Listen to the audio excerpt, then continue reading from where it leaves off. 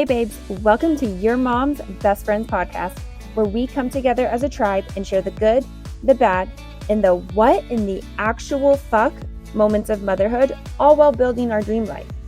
I'm your host, Brandy Ververs, mama to two littles, Army veteran, and business enthusiast. I'm obsessed with empowering mamas to live their life with their babies in tow while also building their dreams.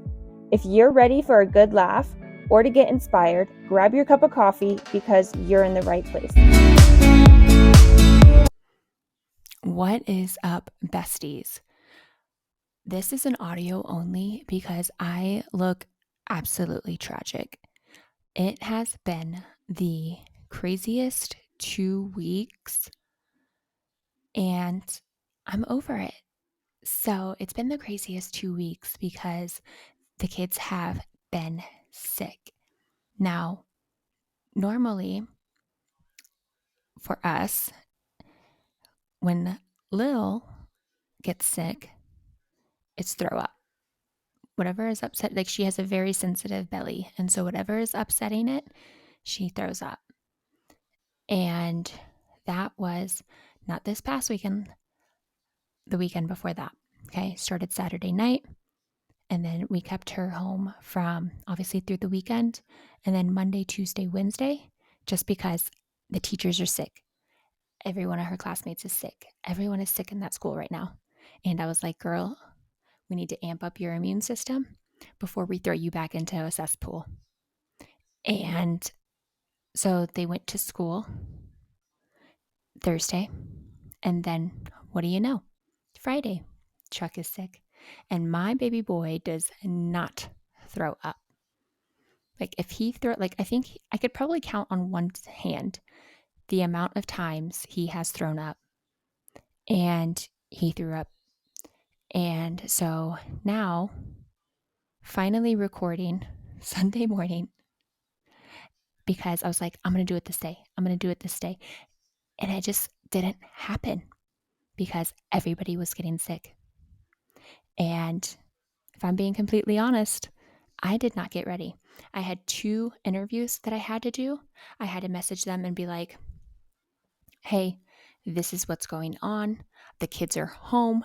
Like, I can't either A, make it into the studio, or B, do a recording where possibly I am going to have to clean up throw up later from the couch because Chuck, only being 4, isn't as well trained as his sister when it comes to throwing up. Lil, she feels it coming, darts to the bathroom, gets it in the toilet.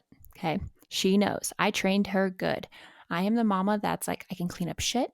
I can clean up anything. I cannot do throw up. And so trained her from day one. Like I said, she has a very sensitive tummy. So she's had a lot of experience in this, okay?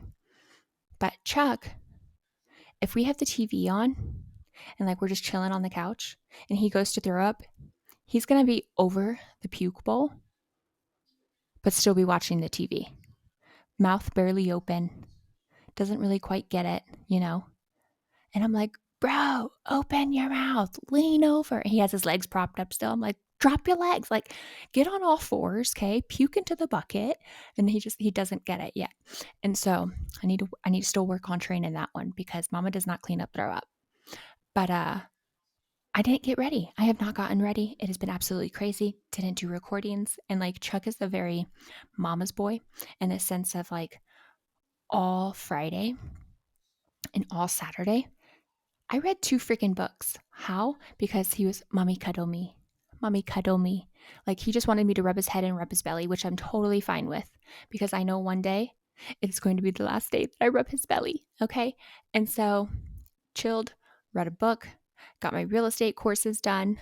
Like I was being productive in the way that I could and still show up for my babies. And we're going to talk about that a little bit more. And then we're going to dive into something else that is completely opposite, but I've been wanting to talk about this for such a long time. And I had a conversation with one of my girlfriends this weekend about it. And so to continue talking about how do we show up in a way that we can for life, for ourselves, for business, but still be there when our babies need us. And I think it comes down to really sitting down and being okay, especially if you're a busybody like me and most of my girlfriends, being okay with not getting as much done on that day as you thought you would have, because things have changed. And I swear motherhood is all about rolling with the punches and being able to pivot and adapt to things that get thrown your way, especially when you're not expecting them. Because I know for myself and a couple of my other girlfriends that we get really hard on ourselves when we don't check the 20 things off our list that we had set out to do that day. Fuck the laundry being folded, fuck the bathroom being cleaned. I didn't get to run to the grocery store. Failed today. And that is the wrong mindset to have when you are a very ambitious mom with sick babies. It's not practical, okay? And I'm laughing because this was the first weekend where I just let it all go. I was okay with reading 2 books. I was okay with just like being on my laptop on the couch, cuddling my baby while he napped, right? And I remember even Rob came home and he was like, "You haven't moved?" And I was like, "He won't let me." Like, I was kind of getting frustrated in the morning with him because I wanted to like start cleaning up the sickness. You know how like the house gets, it gets like that sick vibe and it just everything feels dirty and sick and you just want to open up the windows and Lysol everything. That's what I wanted to do because he was finally done puking. And he wouldn't let me. I would be gone for literally off the couch for like 2 minutes and he's like, "Mom." And so finally, like I said, I let go. I said, "Okay, I'm here. What do you need? I just need you to cuddle me." Okay, I can do that, right? I'm pretty sure I still have a load of laundry in the wash that I didn't turn over because it just didn't happen. And you have to be okay with that. Like, I just started getting back in the gym. Like, what the fuck? I literally went to the gym 2 days this week. And that was it. And I literally have written down in my planner, gym 5 times this week. I only hit 2 of that 5. Why? Because I had to pivot, because the kids were not in school, because Rob works full time, and that I usually go to the gym when the kids are in school. And that just doesn't happen when they're sick. And although I felt like, okay, well, fuck, this sucks. Like, I'm just trying to, and like, I'm in the mindset right now when it comes to the gym of just going, even if it's for 30 minutes, because I'm definitely the gym girl that's like, if I don't have an hour and a half, I'm not fucking going. And I need to be okay right now with just getting in there, building that consistency, building that repetitiveness of every day, I need to get in there for at least 30 minutes. Even if it's just like sign in, jump on the treadmill, leave. Like, I need to be okay with that. So that way my body gets used to the feeling of going to the gym. And we all know that feeling. You get consistent, you love the gym, you're starting to see results, and then something happens, and then you can't go to the gym, and then you're like craving the gym. Okay. That is where I want to get back to, because I am totally okay with right now being like, I got too much to do. I can't make it. And that's not the person I am. That's not the life that I want to live. Like, I love physical activity. The gym is my sanctuary. I love throwing in some headphones and shooting some pre-workout, dry scooping that shit and hitting it hard. Doing about 6, 8 different exercise, 3 sets each. Like, I love it. But in the season that I'm in right now, I need to be okay with just walking in there. And like, I do just walk in there because the kids swim there. Like, that's where Lil does her competitive swim. That's where Chuck does his swim lessons. So I do get in there. I just don't get in there for me as much as I would like. And we're going to change that. It's just not happening this week. And so hopefully tomorrow, hopefully when you guys are listening to this, I will be at the gym. But the whole point of talking about this is we need to learn as ambitious mamas to sometimes pivot even if we don't want to. And I know we know this, but I also know it is fucking hard. Like I said, I have these conversations with my friends and we are so hard on each other. We're not like each other, but like ourselves. And I'm here to tell you, Mama, it is okay if you don't get shit done in a day. I'm not going to say you always have tomorrow because we know that's not true, right? But don't be so hard on yourself. All right. Now, the second thing that I wanted to talk about in this episode is because I was having a conversation with one of my girlfriends who is a new mama. I've had her on the pod before, who is going through a very challenging season right now. As a new mom, she has a handsome, he's so freaking cute, baby boy who's about 6 months old right now. And I'm just gonna say exactly what she said. She doesn't want to label him as difficult, but he's definitely not easy. He's one of those babies that hates the car rides. Thank God I never had to deal with that. I would throw my babies in a car and they would pass out. Like if they were not going to bed, we went on car rides. He always wants to be held. He loves being on her. And she's also away from family. Her mom is out of state. Her sister is out of state. Like all of her family is out of state, which I can totally relate to, while his family is where they live. And she has made friends, right? I mean, I feel like we go to new places and we do make friends, but it's like we get into this mindset of, oh, I don't have any friends. I don't have any help. And I can totally relate to that. But what I will say is that make sure that you are asking for help, because motherhood is a lonely motherfucking journey, because it is you and your babies going through it. Sure, you have your spouse and they're going through their own things. 100%. I am not discounting anything that our spouses go through. But what I am saying is, from a stay-at-home mom's perspective, it is you and your baby.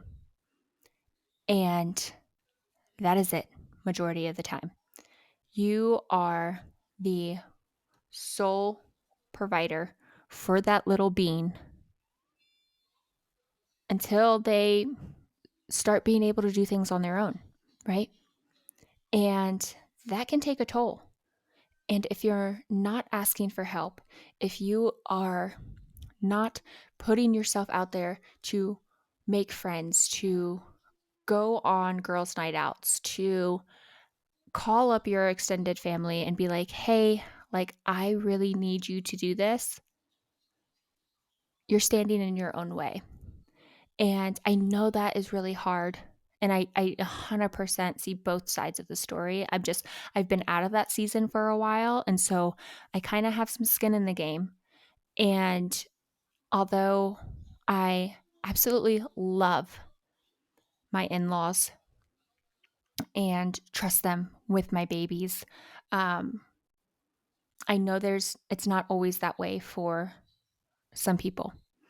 And so I was very lucky in that aspect. And another thing that I did early on in motherhood was I joined a mom group, because after having Lil, I felt myself starting to, like, I don't want to say get depressed, because I wouldn't say I had postpartum depression, but just feeling lonely. Like, I'm sitting at home inside with this baby. Like, we need to get out. We need to go on play dates. Like, I need to meet other moms because same reasoning for starting this podcast. I know there are other mamas out there who have either gone through what I've gone through and can guide me along the way, or are going through exactly what I'm going through, and we can lean on each other. And so finding that community who I could relate to was so helpful. And I'm friends with those women still today. Our kids go to the same school. Like, it's so great. I love those women. They were there for me when I needed somebody that I could relate to. And I'm sharing this with you because as I was voice memoing my girlfriend, I literally started to cry because although she wasn't a mother, she was there for me. She had a niece that is relatively the same age as Lil. And so she's been around kids, she's nannied, like she knows, right? And I had to just apologize to her because although it's neither of our faults, I just wanted her to know that I see and I understand what she's going through. And I was so thankful that she was there for me when I was going through that with my first child. And that I was also sorry that I couldn't be that for her because it is so important to have that as a new mom. It's important to have that community that you trust and that you could lean on when you need to step away. It is important to have that community that understands that you love your kids to death, but God, sometimes you want to rip your hair out. And I know moms in general understand that.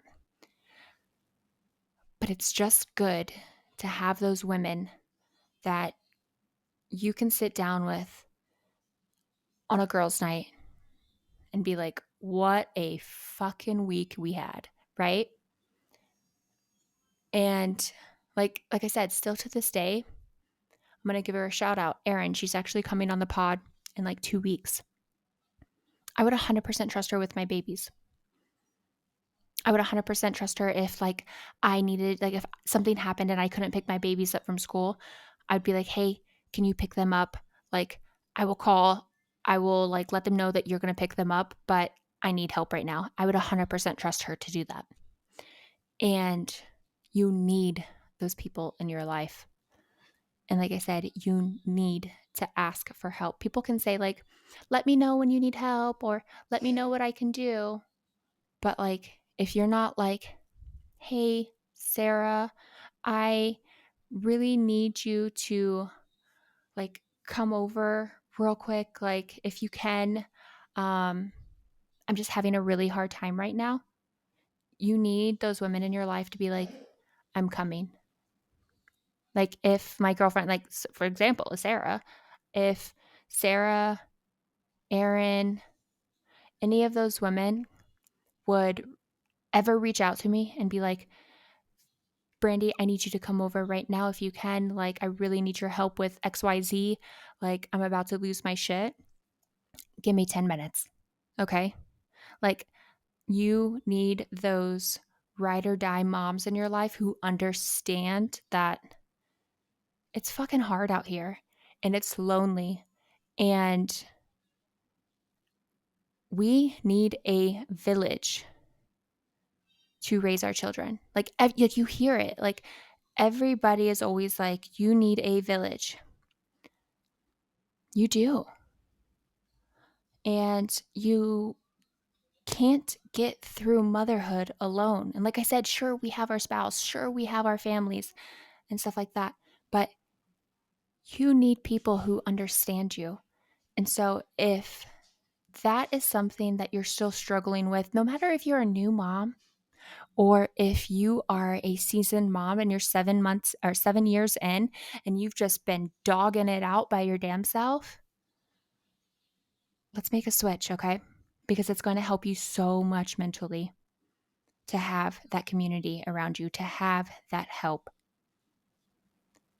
I hope this has helped you guys kind of either gain some clarity, felt seen, felt heard. I hope you guys could relate to this on some aspect, whether it's you're dealing with fucking sick kids who are throwing up right now and it's hard to show up, or, it's fucking lonely out here and we need a community. All right. Yeah, I'm so glad I finally talked to you guys about this because I know it's something that a lot of us go through, and I hope you guys found it helpful. All right. Talk to you guys later.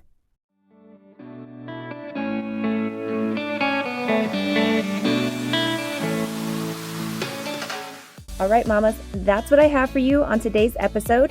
If you've liked what you've heard, please tag me on your Instagram stories at Brandy Ververs. That way we can continue to grow and empower more mamas to live their best life. See you next time.